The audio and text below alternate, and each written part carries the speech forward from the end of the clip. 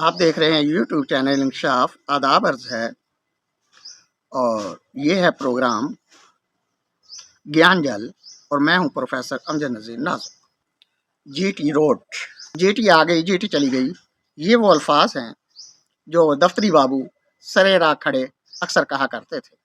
پنجاب میں جی ٹی کی دھوم تھی، وقت کی پابند گورنمنٹ کی مسافر بسوں کو جی ٹی یعنی گورنمنٹ ٹرانسپورٹ کہا جاتا تھا۔ پورا نام گورنمنٹ ٹرانسپورٹ سروس تھا اور لوگ اسی مناسبت سے جی ٹی ایس کا پورا نام لیتے تھے اور گاڑی کی آمد کو جی ٹی آ جانے سے اور جانے کو جی ٹی چلے جانے سے یاد کرتے تھے۔ فیصل آباد میں جی ٹی ایس چوک اسی مناسبت سے مشہور ہے۔ تب جی ٹی ایس کے فیصل آباد میں دو ڈپو تھے، ایک جناب کلب چوک کے قریب اور دوسرا ریلوے اسٹیشن کے قریب یعنی جی ٹی ایس چوک۔ لاہور کا جی ٹی ایس کا اڈا ریلوے اسٹیشن کے ساتھ ہی ہوا کرتا تھا۔ اس طرح گجرانوالہ کا جی ٹی ایس کا اڈا بھی ریلوے اسٹیشن کے نزدیک تھا۔ جی ٹی ایس سے ذہن جی ٹی روڈ کی طرف منتقل ہوتا ہے۔ آج کل لوگ موٹر وے کے علاوہ ہر سڑک کو جو دو بڑے شہروں کو ملاتی ہے جی ٹی روڈ کہہ دیتے ہیں، حالانکہ یہ قومی شاہراہیں ہیں۔ ان میں ہر ایک کا اپنا نمبر بھی ہے اور محکمہ شاہراہات نے جو ان کو دے رکھا ہے۔ مثلا شاہراہ قراقرم کا نمبر قومی شاہراہ نمبر 35 ہے، جسے N35 بھی کہتے ہیں۔ لاہور شیخوپورہ روڈ کا نمبر N60 ہے یعنی N60۔ پاکستان کی سب سے بڑی قومی شاہراہ کا نمبر N5 یا N5 ہے، جو کراچی سے شروع ہو کر حیدرآباد، ملتان، لاہور اور راولپنڈی تک 1765 کلومیٹر طویل ہے۔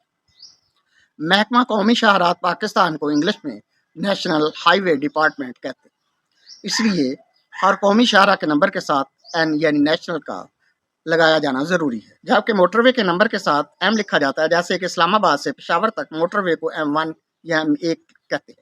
عرف عام میں عامی اور پڑھے لکھے موٹر وے کے علاوہ ہر عام سڑک کو جی ٹی روڈ کہتے ہیں، جو کہ غلط ہے۔ جی ٹی روڈ صرف ایک ہی سڑک کا نام ہے۔ سب سے پہلے تو یہ جان لیجیے جی ٹی روڈ مخفف ہے گرینڈ ٹرنک روڈ، جس کا اردو لفظی مطلب ہے عظیم سونڈ جیسی سڑک یا شاہ۔ جی ٹی روڈ کوئی عام سڑک نہیں، یہ صرف دنیا بھر میں واحد سڑک یا شاہراہ ہے جو قدیمی بھی ہے اور جدید دور کے جدید سڑک بھی ہے۔ یہ عظیم شاہراہ جرنیلی سڑک بھی کہلاتی ہے، جو کہ ایشیا کی سب سے پرانی اور طویل ترین شاہراہوں میں سے ایک ہے۔ مشرق کی طرف سے شاہراہ کا آغاز کلکتہ، جسے آج کل کولکتہ کہتے ہیں، کے ساحلی شہر سے ہوتا ہے۔ یہ بھارت اور پاکستان سے ہوتی ہوئی افغانستان کے دارالحکومت کابل تک تقریباً 2500 کلومیٹر کا سفر طے کرتی ہے یا سفر مکمل کرتی ہے۔ اس سڑک کا ابتدائی ڈھانچہ موریہ حکومت کے راجہ چندر گپت موریہ نے تجارت اور دفاع کی غرض سے تیار کیا تھا۔ 16ویں صدی عیسوی میں شیر شاہ سوری نے اس سڑک کو سنوارا، اس کے کنارے درخت اور سرائیں بنوائیں۔ اس طرح کابل سے بنگال یعنی کولکتہ تک سفر آسان ہو گیا، کیونکہ اس شاہراہ پر ہر آبی راستے پر پل بنوا دیے گئے۔ برطانوی دور حکومت میں سڑک کی تزئین و آرائش کا کام کیا گیا اور نام رکھا گیا گرینڈ ٹرنک روڈ یعنی جی ٹی روڈ۔ اس روڈ پر واقع مشہور شہروں میں کولکتہ، آسن پورہ بنگال کا مشہور صنعتی شہر ہے، پٹنہ، وارانسی جو دریائے گنگا کے کنارے واقع ہے، پریاگ راج یعنی الہ آباد اتر پردیش کا شہر، آگرہ، امرتسر، واگا بارڈر جو شہر نہیں مشہور مقام ہے، پاکستان اور انڈیا کا بارڈر ہے، لاہور، گجرانوالہ، گجرات، جہلم، راولپنڈی، پشاور اور کابل۔ جی ٹی روڈ کے ارد گرد گنجان آباد بستیاں اور شہر اس کی عظمت یعنی گرینڈ ہونے کا منہ بولتا ثبوت۔ پاکستان کی سیاسی تاریخ کے بڑے جلسے اور جلوس اسی شاہراہ پر تاریخ رقم کر چکے ہیں۔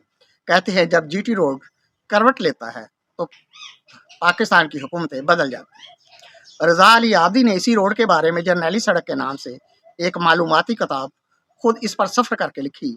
آپ نے سڑک کو چٹاگانگ بنگلہ دیش تک بیان کیا ہے۔ یہ کتاب BBC اردو ریڈیو پر بطور ایک ڈاکومنٹری یعنی دستاویزی رپورٹ نشر بھی ہو چکی ہے۔